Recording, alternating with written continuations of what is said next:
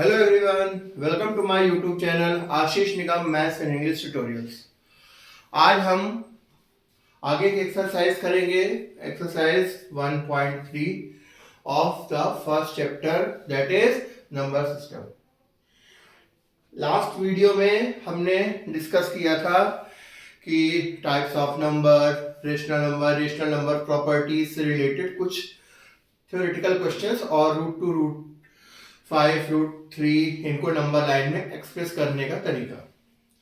अब इसके आगे हमारा जो पहला क्वेश्चन है इस एक्सरसाइज का, इसमें बोला जा रहा है कि right the following decimal expansion. Decimal expansion जो हैं, जो दिए गए हैं, उनको निकालिए और बताइए ये किस टाइप के। तो कितने कितने प्रकार के डेसिमल एक्सपेंशन हमने पढ़े हैं, ध्यान दें। पहला टर्मिनेटिंग, जहां पर डिवाइड करने पर रिमाइंडर 0 आ जाए। दूसरा नॉन टर्मिनेटिंग रिपीटिंग, बार बार कोई वैल्यू रिपीट होती चली जाए, जिसे बार के सिस्टम में बोलते हैं। और तीसरा क्या होता है, नॉन रिपीटिंग नॉन टर्मिनेटिंग, ठीक है, जो इरेशनल नंबर की कैटेगरी में आता है। ठीक है, जैसा कि फर्स्ट वन है 36/100। सिंपली अगर अपान में 100 है तो कोई भी वैल्यू टर्मिनेटिंग ही होगी। हम इसको डिवाइड करके देखे हैं, we will get 0.36। It's a very simple divideation, तो इसमें कोई प्रॉब्लम नहीं थी। तो what we will get 0.36। Clearly जब हम 36 से 100 को डिवाइड करते हैं तो हमें रिमाइंडर में क्या मिलता है, 0। और अगर रिमाइंडर में हमें 0 मिलता है, रिमाइंडर में 0 मिलता है, then definitely it's a terminating. So लिखेंगे क्या, बताने की, on dividing 36/100 we get exact value 0.36। हमें क्या मिलती है, एग्जैक्ट वैल्यू। ठीक है, सो एंड रिमाइंडर में क्या हमें मिलता है, 0। सो 36/100 टर्मिनेटिंग डेसिमल नंबर। तो टर्मिनेटिंग डेसिमल एक्सपेंशन कहलाएगा, टर्मिनेट कहलाएगा, टर्मिनेटिंग होगा। तो ये क्या है, अगर बोला जाए क्या रेशनल नंबर है, यस, टर्मिनेटिंग हमेशा रेशनल नंबर होता है। तो रेशनल नंबर, हालांकि पूछा नहीं गया, मैं अपने से बता रहा हूं। टर्मिनेटिंग है तो रेशनल नंबर होगा। Very simple. हमें सिर्फ ये प्रैक्टिस करा रही कि हम आइडेंटिफाई कर पा रहे हैं कि नहीं, या हाउ इट इज डन। ठीक है, नाउ द सेकंड इज 1/11। अब 1 से हम जब 11 को डिवाइड, इसका मैंने डिवाइड करना बेटा समझा, हालांकि कह देते कर तो, लेकिन इसको करना चाहिए। 1 से 11 ऑब्वियसली छोटा है, डिवाइड होगा नहीं तो 0 आ गया। पॉइंट लगाया, एक 0 लगाया तो 10 हो गया। 10 भी छोटा है तो अगेन एक 0 लगाया, तो क्या हुआ, फिर एक 0 और बढ़ गया तो 100। I know you know how to divide. तो 11 9 जा 99, फिर यहां पर 1 कैरी आ गया। सेम प्रोसेस यहां पर हुई, ठीक है, एक 0 लगाया, नहीं गया तो फिर 0 लग गया और फिर अगेन 9 टाइम्स में चला गया। देखो रिमाइंडर में क्या है, 1। स्टार्टिंग में भी क्या आया था, फर्स्ट स्टेप में 1। फर्स्ट स्टेप में 100 को 99 डिवाइड करने में 1, अगेन देखो 100 से 99 ही डिवाइड हो रहा है। आगे हम फिर अगर फर्दर डिवाइड करेंगे तो 100 होगा, फिर 99। तो एक्चुअली क्या है, 0909 पॉइंट के बाद 090909 विल कीप रिपीटिंग। ये लगातार क्या होगा, आते चले जाएंगे। तो मींस ये रिमाइंडर में कभी 0 नहीं आ सकता, और रिमाइंडर में 0 नहीं आ सकता तो एक बात तो तय है कि टर्मिनेटिंग नहीं हो सकता। अब टर्मिनेटिंग का ऑप्शन हो गया खत्म, अब बचे 2। तो देख रहे हैं रिपीट हो रहा है, ये क्या है, नॉन टर्मिनेटिंग रिपीटिंग। तो इसलिए जब बताया था कि जब जो नॉन टर्मिनेटिंग रिपीटिंग वैल्यू उसके बार के अंदर लिख दिया जाता है, तो 0.09 बार। सो यहां पर on dividing 1/11 we get 09 again and again. So after the decimal, ठीक है, डेसिमल के बाद हमें 09 बार बार बार बार रिपीट होता जा रहा है, और सेम ही सीक्वेंस में देखो 09 09 09। सो 1/11 क्या होगा, non terminating repeating decimal expression. समझ में आया बच्चों, बहुत सिंपल है, ठीक है, लेकिन इसको करना थोड़ा सा जरूरी है जिससे आपको डेसिमल एक्सपेंशन थोड़ा सा क्लियर हो। नेक्स्ट वन है 4:1/8। ये आपको पता है मिक्स फ्रैक्शन में दिया हुआ है, जिसको नॉर्मल फ्रैक्शन में कर लिया। 8 4 जा 32, 32 + 1 33/8। 33 से जब 8 को डिवाइड करेंगे we will simplify it, simply get 4.125। ठीक है, इसका डिवाइड करना इजी है। सो क्लियरली रिमाइंडर में इसके हमें क्या मिलेगा? रिमाइंडर में 0, we get remainder as 0, so it is terminating, clearly terminating. ये मैंने इतना डिटेल में आपको समझाने के लिए किया है। आपको एग्जैक्टली केवल आंसर लिखना है और इसको बता देना है कि this is terminating, this is non terminating, repeating, ठीक है। बस आपको ये पूछा गया, ये मैंने थोड़ा सा लिखा so that I could make you understand what how it is done, right. इतना आपको डिटेल में एग्जाम में लिखने की जरूरत नहीं है, it is just a matter of time कि आपको समझने की जरूरत है कैसे करना है। इसलिए मैंने स्टार्टिंग में ही डिटेल किया, बाकी हर क्वेश्चन में ऐसा लिखने की जरूरत नहीं है। It's just a one word answer like, ठीक है। आपको ये इससे मतलब है, ये वैल्यू आपको सही निकालनी है बस, और डिवाइड करके निकलेगा, ठीक है। जब 3/13, इसको मैंने सॉल्व करना जरूरी समझा। 3 से 13 को डिवाइड कर रहे हैं, 3 13 से छोटा डिवाइड करना आप लोग जानते ही है। सो एक 0 तो 0 लगाया, फिर पॉइंट लगाया तो यहाँ पे 0, तो 13 2 जा 26, 26 में 30 से 26 गया तो 4 आया, अगेन 0 लगाया तो 13 3 जा 39, फिर 40 में से 39 गया 1 गया, फिर 0 लगाया तो 10 हो जाएगा। 13 से 10 क्या छोटा है, इसलिए भाग डिवाइड नहीं हो पा रहा, सो अगेन यहाँ पर 0 आ गया, तो फिर एक 0 बढ़ा, तो 13 7 जा 91, 100 में से 91 गया 9 आया, फिर एक 0 बढ़ा, ठीक है। 13 6 जा 78, फिर माइनस किया तो 12 आया, अगेन 0 लगाया, 13 9 जा 170, 120 में से 117 गया तो कितना है 3। हमने क्वेश्चन स्टार्ट कहां से किया था बच्चों? 3 से, 3/13, और सॉल्व करते करते हमारे पास 3 आ गया, तो दैट मींस हम अगेन फिर से 13 से 3 को डिवाइड करेंगे।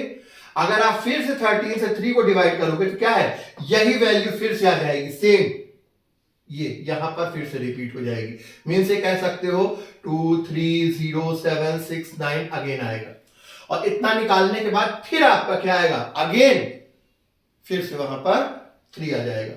सो मींस इसके आगे हमें रुक जाना है। जब भी हम डिवाइड करते चले जाएं, और जिससे हमने स्टार्टिंग किया था डिवाइड करना, अगर वो वैल्यू रिमाइंडर में जहां पे आ जाए तो ये पहचान होती है कि ये क्या होगा, ये रिपीटिंग टर्म्स आएंगे, बार बार वही वही आते चले जाएंगे, तो उसके बाद हमें रुक जाना है। तो यहां पर हम अपनी प्रोसेस रोक देंगे, और तो ये बार बार रिपीट हो रहा है, तो ये हो जाएगा 0.230769 बार।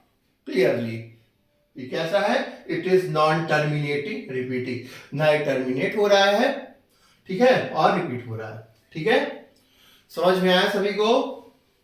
फिर अगला वाला 2/11, सिंप्लीफाई ऐसे ही करेंगे, इसको भी डिवाइड करेंगे तो 0.18 बार बार आता चला जाएगा, ठीक है। इसको आप सिंपल इसका डिवाइड करके देख सकते हो, ठीक है। सो it is also like the last one वाला मैंने इसलिए करना बेटर समझा कि थोड़ा सा बड़ा है, इसलिए आपको समझ में आना चाहिए।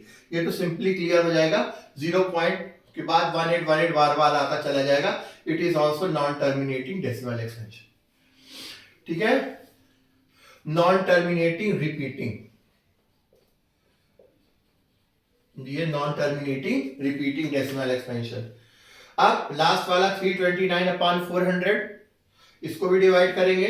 जब इसको डिवाइड करेंगे, थोड़ा सा इसको कैलकुलेशन आपको थोड़ा सा रफ वर्क यूज करना पड़ेगा। अब डिवाइड करेंगे, वी विल गेट 0.8225, और लास्ट में रिमाइंडर में हमें क्या मिलेगा, 0। रिमाइंडर में 0 मिलने का मतलब ये है कि क्या है, it is a terminating decimal. यहां पर फर्स्ट क्वेश्चन में हमें केवल टर्मिनेटिंग, रिपीटिंग और कैसे डिवाइड करना है, बार कैसे लगा रहे हैं, इसकी प्रैक्टिस कराई गई। और first question is very simple, आपको सिंप्लीफाई से डिवाइड करके उसका आंसर लिखना है, और उसके अकॉर्डिंग उसकी प्रॉपर्टी बतानी है कि it is terminating, non terminating, terminating, repeating and so on. I hope आपको समझ में आ गया होगा, ठीक है। Take an screenshot of this and note it down.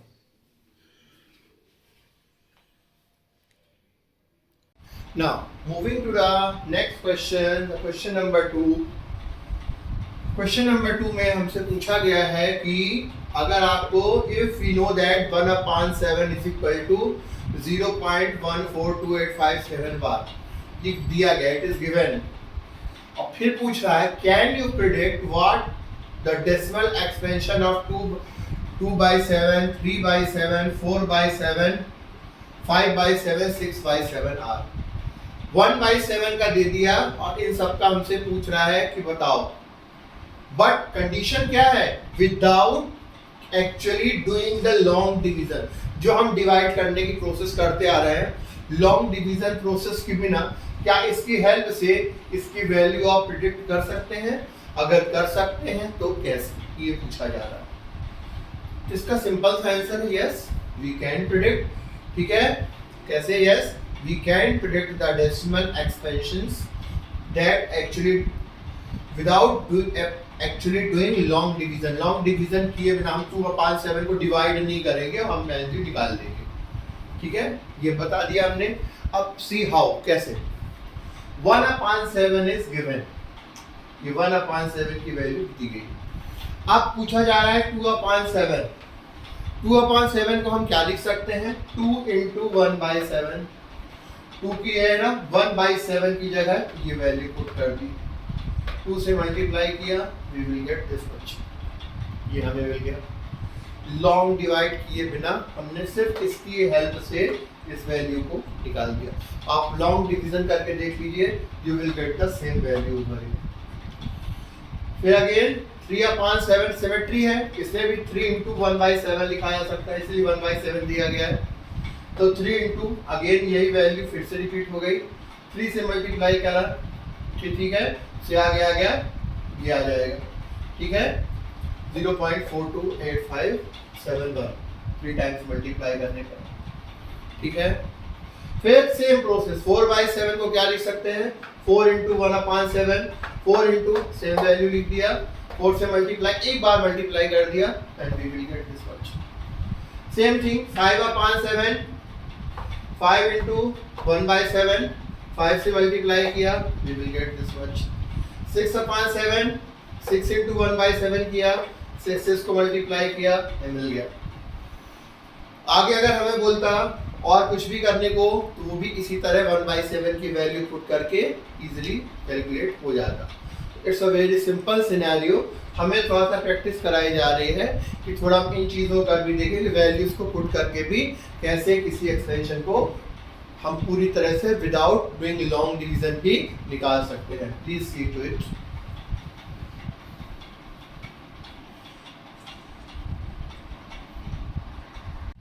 So now moving on to the third question of exercise 1.3।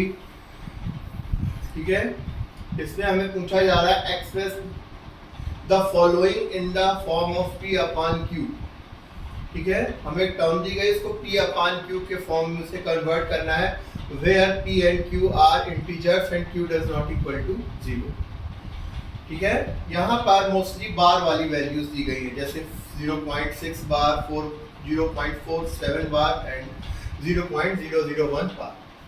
इसको हमें कन्वर्ट करना है किसमें? P/Q के टर्म में। ठीक है, हमने बताया कि जहाँ जिस वैल्यू पर भी बार लगा होता है, मतलब वो मल्टीपल टाइम, जितने चाहो उतनी बार रिपीट होगी, वही रिपीट होती जाएगी। तो let x is equal to 0.6 bar is equal to 0.66666 dash dash dash का मतलब सो ऑन। ये अब यहाँ पर ओनली 1 डिजिट इज रिपीटिंग, यहाँ पर केवल एक ही डिजिट रिपीट हो रही है। सो मल्टीप्लाई दोनों साइड हम क्या करते हैं? 10 से मल्टीप्लाई कर देते हैं। तो यहाँ पर 10 से मल्टीप्लाई किया, 10x हो गया। यहाँ पर जब 10 से मल्टीप्लाई किया तो ये 6 जंप करके यहाँ आ जाएगा पॉइंट। तो मल्टीप्लाई करके देखिए, यू विल गेट 6.666। तो कोई दिक्कत है नहीं। ये हो गया इक्वेशन नंबर 2। अब इक्वेशन नंबर 1 को इक्वेशन नंबर 2 से माइनस कर देंगे, सब्ट्रैक्टिंग इक्वेशन 1 फ्रॉम इक्वेशन 2। बिल्कुल सिंपल प्रोसेस है। So 10x minus x is equal to 6.666 minus 0.666। Minus करने पर क्लियरली 6 आएगा। तो यहाँ पर 10x माइनस 9x आएगा 9। 10x minus x is equal to 9x।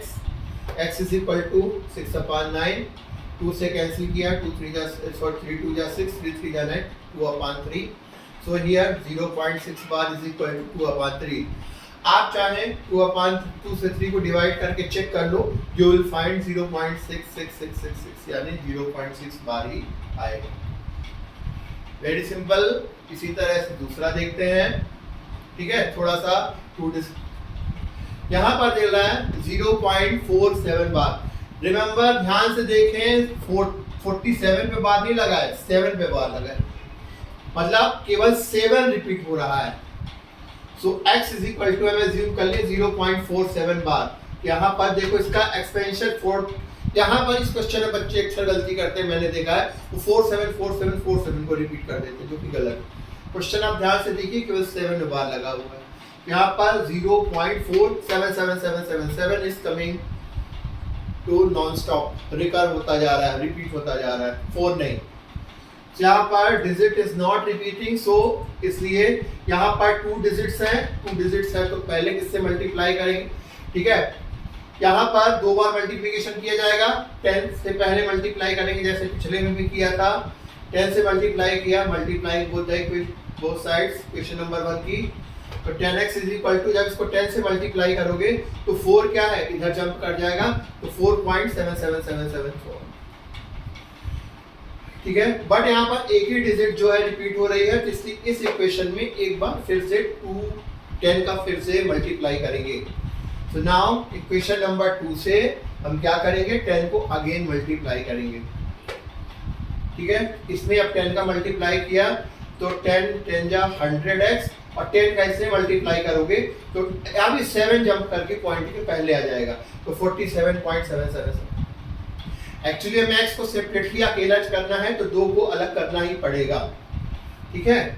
So what we do, 100x is equal to, ये आ गया। अब now subtracting equation 2 from equation 3, equation number 2 से इक्वेशन नंबर 3, 2 को इक्वेशन नंबर 3 से सबट्रैक्ट करेंगे तो 100x minus 10x is equal to 47.77777 minus 4.777। Clearly यहाँ पर 47 में से 4 गया तो यहाँ पर 43 बचा, 0.7 गया तो 43 यहाँ पर बच गया। सो 100x में से 10x गया तो 90x, x is equal to 43/90, तो 0.47 बार की वैल्यू कितनी है, 47/90 in terms of p/q, where q does not equal to 0। आप चाहे तो 47/90 को एक्सपेंड करके चेक कर सकते हैं, you will find the same thing value is 0.477777 will be coming repeatedly one after another, ठीक है, समझ में आया। अब यहाँ पर देखिए 0.001 का बार है, 3 टाइम्स मल्टीप्लाई किया गया, मतलब सिर्फ 1000 का मल्टीप्लाई हुआ। यहाँ पर 100 का क्या हुआ, 2 डिजिट थी, 10 का तो हुआ ही हुआ, लेकिन 100 का हुआ, यहाँ पर 1000 का होगा, क्योंकि पॉइंट के बाद तीनों डिजिट्स में बार लगा हुआ।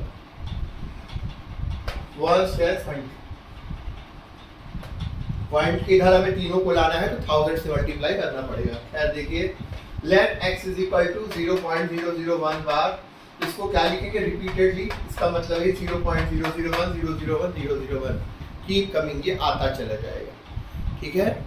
अब देखिए, मल्टीप्लाई इक्वेशन 1 बाय 1000 से क्यों मल्टीप्लाई करना है, क्योंकि हमको इस पूरे को इस साइड लाना है।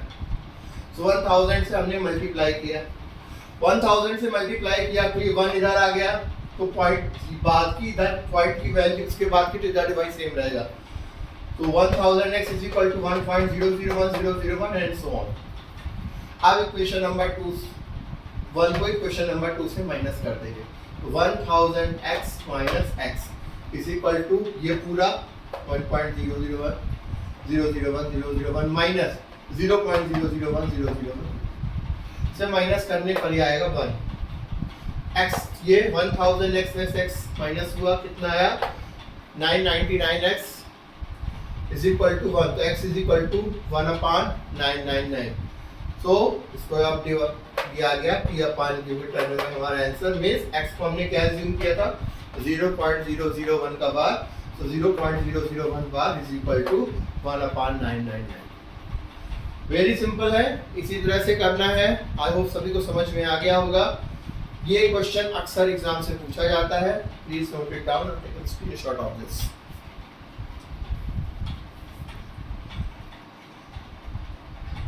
So now moving on to the next question, question number 4। ये काफी हद तक सिमिलर टू क्वेश्चन नंबर 3 ही है, बस थोड़ा सा कुछ अलग तरीके से पूछा गया है। Express 0.999 in form of P upon Q। अभी हम ऐसा क्वेश्चन पिछला कर चुके हैं।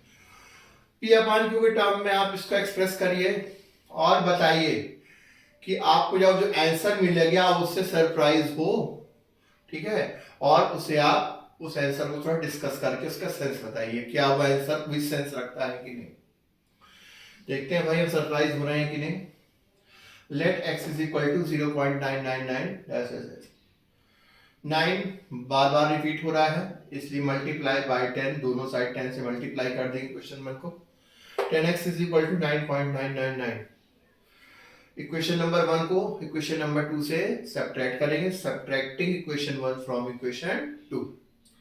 सो 10x minus x is equal to 9.999 minus 0.99। Minus करेंगे हमें क्या मिलेगा, 9x is equal to 9, ठीक है। x is equal to 9 upon 9 1, x is equal to 1। yes we are really surprised। इसमें कोई शक की बात नहीं कि हम सरप्राइज हुए। क्यों भाई, यहाँ पर पॉइंट के बाद तो नहीं तो हम क्या एक्सपेक्ट कर रहे थे, आंसर P अपॉन Q के टर्म में आएगा, ठीक है भाई। किसी से किसी को डिवाइड करने पर आना चाहिए, लेकिन यहाँ पर तो 1 आ गया। तो इसका क्या, यस वी आर सरप्राइज्ड। हाँ भाई हम सरप्राइज हैं। टू गेट एन इंटीजर, हमें इंटीजर मिला, इस बात से हम सरप्राइज हैं बिकॉज आफ्टर डेसिमल 9, पॉइंट के बाद जो 9 आ रहा है रिपीटेडली इनफाइनाइटली, इतना आ रहा है, एंड दिस विल अब सरप्राइज हुए। लेकिन ये आंसर सेंस क्यों करता है ये समझिए आप। यहां पर लिखा है 0.99999, जाते जाओ जितनी बार 9 लगाते जाओगे एक्चुअली में ये क्या शो कर रहा है, टेंड्स टू 1। 9 कितनी बार आ सकता है, इनफाइनाइट टाइम्स। तो 9 बढ़ाते जा रहा है बढ़ाते, तब वो किसके करीब जाता जा रहा है, हर बार 9 के साथ टेंड्स टू 1, 1 के बिल्कुल करीब जाता जा रहा है। इसलिए इस आंसर को सेटिस्फैक्टरी माना जाएगा, क्योंकि 9 की कोई लिमिट तो है नहीं, it is non terminating, repeating है। तो 9 के बाद एग्जैक्टली वो तो लास्ट लाइन है, तो क्या आएगा 1। तो because it is tends to 1, ये वैल्यू क्या है, ये टेंड्स टू 1। टेंड्स टू मतलब 1 के बिल्कुल करीब जाती जा रही और जाती ही जाएगी जब तक 1 में नहीं पहुंच जाएगी। क्यों, 999 लगातार आती चले जाना है। सो अल्टीमेटली उसको 1 के बहुत क्लोज पहुंच जाना है। जब कोई चीज बहुत क्लोज हो, जब वेरी क्लोज टू विस्कर, तो उसे उसके एग्जैक्टली इक्वल माना जाता है। इसलिए इस वैल्यू को क्या माना जाएगा, 1। यह इसका सरप्राइज और सरप्राइजिंगली इसका रिजल्ट निकलेगा। ठीक है, समझ में आया सभी को? प्लीज नोट इट डाउन और take a screenshot of this. So now students, let's see the next question, question number 5, which is very interesting one. ठीक है, 17 की टेबल आपसे सबसे पहले इसमें आनी चाहिए, बस और कुछ नहीं इस क्वेश्चन में। What can be the maximum number of digits, the repeating block of digits in the decimal extension of 1/7? Question में बोल रहा है कि 1/17 का हमें हिंट दे दिया गया कि 1/17 तो जब आप एक्सपेंड करोगे डिवाइड करके, तो उसमें क्या आएगा, रिपीटिंग ब्लॉक आएगा, मतलब रिपीटिंग टर्म्स आएंगी, मतलब बार वाली टर्म्स आएंगी। रिपीटिंग ब्लॉक का मतलब बार वाली टर्म्स। तो बताइए उसमें कितने होंगे, मतलब उस ब्लॉक में कितने ब्लॉक्स में कितने डिजिट्स होंगी। तो हमें इंफॉर्मेशन दे दिया। अगर कभी हमें ये बात पता हो कि रिपीटिंग ब्लॉक मतलब वहां पर रिपीटिंग ब्लॉक की डिजिट्स आने वाली, जैसे इसमें इंफॉर्मेशन दे दी, अपान में क्या है 17 है, तो इसका मतलब है हमेशा एक कम 16 डिजिट्स आएंगी। यह हम अपने मन से नहीं बोल रहे, क्योंकि क्वेश्चन में हमें इंफॉर्मेशन दे दिया है कि रिपीटिंग ब्लॉक आएगा भाई, तब बताइए कितने आएंगे। तो हमने इसको देखकर, अगर इसमें रिपीटिंग है तो कंफर्म है कि रिपीटिंग इससे एक डिजिट कम आएगा, 1/17 की बात है, राइट? तो 17 है तो 16 ब्लॉक में 16 डिजिट्स का रिपीटिंग ब्लॉक आएगा। तो कह रहा है ओके, अब उसे चेक करिए डिवाइड करके। सो यहाँ पर the maximum number of digits in the repeating block of digit in the decimal expansion form 1/7 इन 16। इसमें 16 डिजिट्स डेसिमल ब्लॉक के रिपीटिंग ब्लॉक में आएंगी, ये हमने कह दिया। अब इसे चेक करना है। चेक करने का बेटा एक ही तरीका है, डिवाइड करने को बोल रहा है। 1 से हम 17 को डिवाइड कर रहे हैं। 1 से डिवाइड कर 17 को डिवाइड करना, ठीक है? तो ऑब्वियसली छोटा है 1 तो 0 लग गया, पॉइंट लगा 0 लगाया, भाग नहीं जा रहा तो अगेन 0 लग गया तो 0.0 आ गया, ठीक है? अब फिर एक 0 लगाएंगे, ठीक है? 17 5 जा 85, 85 आ गया। यहाँ पर 100 में से 85 गया, क्या बचा? 15। अब एक 0 बढ़ाया, ठीक है? 17 8 जा 136, 136 यहाँ पर 8 आ गया। 150 में से 136 गया, कितना आया? 14, 14। अगेन एक 0 लगाया, ठीक? और याद रखिए हमें कब तक डिवाइड करना है? जब तक हमें लास्ट में 1 से शुरू किया था ना 1 ना आ जाए। 1 जब तक नहीं आता तब तक करते जाना है, और हमें मालूम है कि वो रिपीटिंगली है तो वो आएगा ही आएगा 1, जब तक कि हमें इंफॉर्मेशन पता है। तो इसमें कंफ्यूज होने की जरूरत नहीं, हम कहां पर रुके, तब तक नहीं रुकेंगे जब तक अगेन 1 नहीं आ जाए, ठीक? फिर 136, फिर 8 टाइम्स गया तो 136 आ गया, 4 बचा 0 तो 17 2 जा 34, फिर 6 आया बचा इसमें से, फिर 0 आया तो 17 3 जा 51, 51 माइनस हुआ 9 आया, 0 लगाया, ठीक है? तो 17 5 जा 85, फिर एक बार 5 आ गया यहाँ पर, 90 में से 5 85 गया तो 5, फिर 0 लगाया तो 17 2 जा 34, तो 50 में से 34 गया, क्या गया? 16, फिर 0 लगाया, छोटा ही है क्योंकि, तो 17 9 जा 153, तो 153 आ गया, माइनस किया 7 बचा, फिर 0 लगाया, ठीक है? 17 4 जा 68, 68 फिर माइनस किया तो 2 आया, 17 1 जा 17, फिर 3 0, फिर 17 1 जा 17, फिर यहाँ पर कितना बचा? 3, तो 17। तो ये चीज आप देखते जा रहे हैं, we continue doing the same process time and time again, ठीक है? 17 7 जा 119, ठीक है? तो 119, 130 में से 119 गया 11 0, ठीक है? फिर 17 6 जा 102, फिर 8 आया यहाँ पर, 0 लगाया, फिर 17 4 जा 68, 68 माइनस हुआ 80 से 12 आया, 0 लगाया, ठीक है? 17 7 जा 119, 120 में से 119 आ गया तो क्या है? 1, बस यहां पर रिमाइंडर में क्या आ गया? 1। आर लिख के रुक जाओ, क्यों? 1 से ही हमने शुरुआत की थी बच्चों। अगर हम फिर से 1 से डिवाइड करना शुरू करेंगे तो ये पूरे डिजिट्स फिर से आती जाएंगी, अगेन फिर एक प्रोसेस करते करते फिर 1 पे यही चीज आ जाएगी। मीन्स क्या हुआ? ये जितनी जो वैल्यू है ये आ गई, इसके बाद ये फिर से यहां से आगे अगर डिवाइड करते हैं आप तो यही फिर से रिपीट होनी शुरू हो जाएगी। और काउंट करिए 1 2 3 4 5 6 16 डिजिट्स आर देयर, प्लस 1/17 की वैल्यू क्या होगी? ये है रिपीटेड ब्लॉक, पहले बता दिया गया था 16 है भाई, ढील दिया हमने, बार लगाकर लिख दिया, अ ब्लॉक ऑफ 16 डिजिट जो कि रिपीट हो रहा है, ठीक है? सिंपल है, डिफिकल्ट नहीं है, बस 17 की टेबल के हिसाब से इसे सॉल्व करना है बस, ठीक है? I hope you got it, समझ में आया आपको? प्लीज नोट इट डाउन और take a screenshot of this.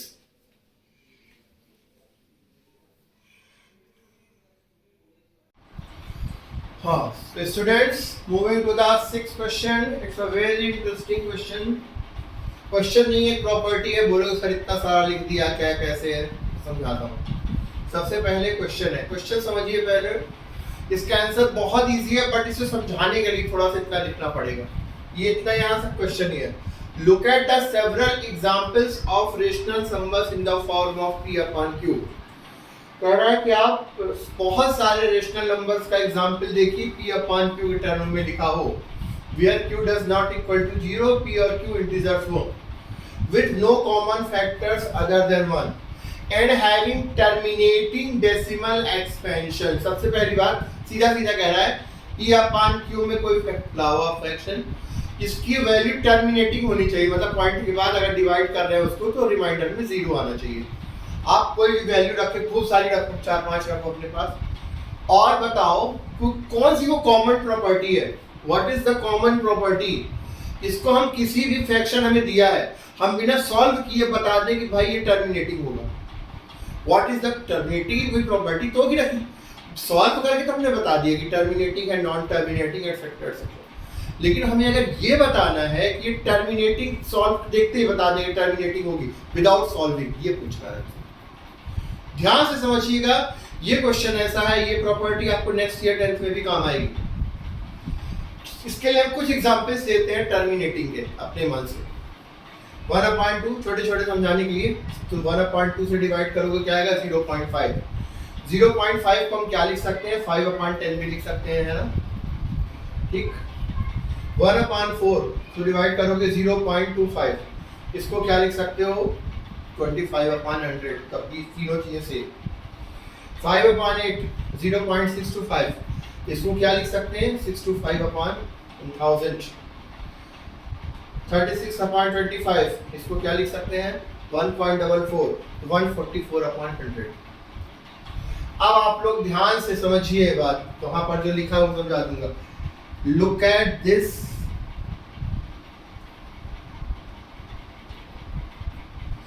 Denominator, p upon q के टर्म में ये लिखे हुए हैं, जैसे ये भी p अपान q, ये भी p अपान q, ये भी p अपान q और ये भी p अपान q। हमें q पर फोकस करना है, ठीक है? इनकी वैल्यू टर्मिनेटिंग आ रही है, हमें पता है। अब इनका अगर आप प्राइम फैक्टराइजेशन 10 का करो, क्या आएगा? 2 × 5। 100 का भी करोगे तो 2 और 5 ही आएंगे, केवल जितनी बार भी आए वो सॉल्व करने पे आएगा। 1000 भी करोगे तो 2 और 2 की पावर 5 की पावर ही आएंगे। या 100 का भी, सॉरी हाँ 100 का भी करोगे तो सेम चीज। तो खासियत क्या आ रही है? 2 और 5, 2 × 5 के टर्म में 2 टू द पावर कितने भी हो सकता है, 5 भी कितनी बार रिपीट हो सकता है, या अकेला 2 आ जाए या अकेला 5 की पावर आ जाए। इस कंडीशन में ही केवल क्या होगा? ये टर्मिनेटिंग होगा। कैसे? अबव एग्जांपल में हमने ऑब्जर्वेशन करने पर क्या पाया? q will be the form of, q किस फॉर्म का होगा? 2 to the power m and 5 to the power n। m और n क्या है? Whole number. अगर 5 टू द पावर 0 हो जाए मतलब 1, मतलब उस टर्म में 5 की पावर 0 हो सकती है या 2 की पावर 0 हो सकती है। तो इसका क्या मतलब है? 2 टू द पावर m और 5 to the power m, where m and n are whole numbers. In other words, अब यहाँ पर बहुत अच्छे तरीके से लिखा गया है कि अगर प्राइम फैक्टराइजेशन ऑफ q का हम प्राइम फैक्टराइजेशन करें अपने हिसाब से, उसमें केवल 2 आए, 2 और 5 आए, चाहे 2 to the power 3 into 5 to the power 2 matter नहीं करता, या तो केवल 2 आना चाहिए या तो केवल 5 आना चाहिए, या 2 और 5 कितनी भी बार रिपीट होके आ जाए। अगर ऐसा आ जाए 2 भी कितनी बार रिपीट हो जाए, 5 भी कितनी बार रिपीट हो जाए, 2 और 5 कितनी बार रिपीट हो जाए, 2 और 5 के अलावा या ये अकेले अकेले आने के अलावा, ये लिखा हुआ है हैज ओनली पावर ऑफ 2, या पावर 2 किया है या 5 किया है या दोनों किया है, उस केस में p अपान q की वैल्यू हमेशा टर्मिनेटिंग होगी। Always it will be terminating, otherwise नहीं होगी। तो आप सिर्फ हमेशा न्यूमिनेटर, यहाँ पर हम इसको भी देखकर बता सकते हैं। मान लो तुम समझाने के लिए इसको पॉइंट में कन्वर्ट किया, अपान में क्या है 2, इसको क्या लिख सकते हैं? इसका 2 टू द पावर 1, ये होगा टर्मिनेटिंग। 2 है केवल, 2 × 2, 2 स्क्वायर है इसके अपान में, 2 स्क्वायर है, इसके वैल्यू 4 का प्राइम फैक्टराइजेशन 2 स्क्वायर, ये भी टर्मिनेटिंग। या 2 to the power q, 2 to the 4 to the 8, ये भी टर्मिनेटिंग। 25, 5 स्क्वायर, 5 5 जा 25, ये समझाने के लिए किया गया है, लेकिन डायरेक्टली आपको ये भी करने की जरूरत नहीं है। सीधे आप इसको पकड़ो, डिनोमिनेटर को, डिनोमिनेटर का करिए प्राइम फैक्टराइजेशन। प्राइम फैक्टराइजेशन में केवल 2 की पावर आए या 5 की पावर आए या 2 और 5 दोनों की पावर आए, तभी वो टर्मिनेटिंग होगा। इन तीनों के अलावा, मतलब अकेला 2, अकेला 5 या 2 और 5 दोनों, कोई भी और अगर वैल्यू अगर आ जाती है, in that case it will not be terminating, that's all. समझ में आया? या तो 2 आए या तो 2 या 2 की पावर आए या 5 की पावर आए या 2 और 5 दोनों आए, लेकिन 2 और 5 के अलावा और कुछ भी अगर आ जाता है उसके में फैक्टर्स में, in that case it will not be terminated. समझ में आया सभी को? ठीक है। So this is a very important property related to Q in terms of rational number P upon Q having terminating values, terminating expansion of representation of values after point। Point की values को represent करने का तरीका इससे हम directly define कर सकते हैं। ठीक है। इसके बाद की जो 2 क्वेश्चन है, those are very easy ones. ठीक है। और आपको कुछ में रेशनल इरेशनल नंबर आइडेंटिफाई करना है, वो प्रॉपर्टी डिस्कस कर चुके हैं, वो आप कर लेंगे। 2 नंबर्स के बीच में इरेशनल नंबर अपने मन से आप लिख सकते हैं। 2 नंबर्स के बीच में 2 डिजिट्स जो दी गई हैं उसमें, ठीक है, according to the question. That are very easy questions. Last one, these are the main questions of this chapter. Last 2 questions, that is your homework. Do yourself, if you have any doubts you can ask me। ठीक है। तो आज हमारा exercise 1.6 के सारे important and heavy questions discuss हुए। बिल्कुल difficult नहीं है, इससे थोड़ा सा बच्चे डरते हैं, थोड़ा सा लेंथी लगता है, it looks, but it is a very simple one. अगर आप प्रोसेस से प्रॉपरली पढ़ रहे हैं, it will be fine and shine. I hope you like this lecture. आपको सारी चीज़ें समझ में आ गई होंगी। So please do like and subscribe my channel and share with your friends. Work like a great warrior and learn like a great learner. Have a nice day. Take care and take a screenshot of this. Radhe Radhe.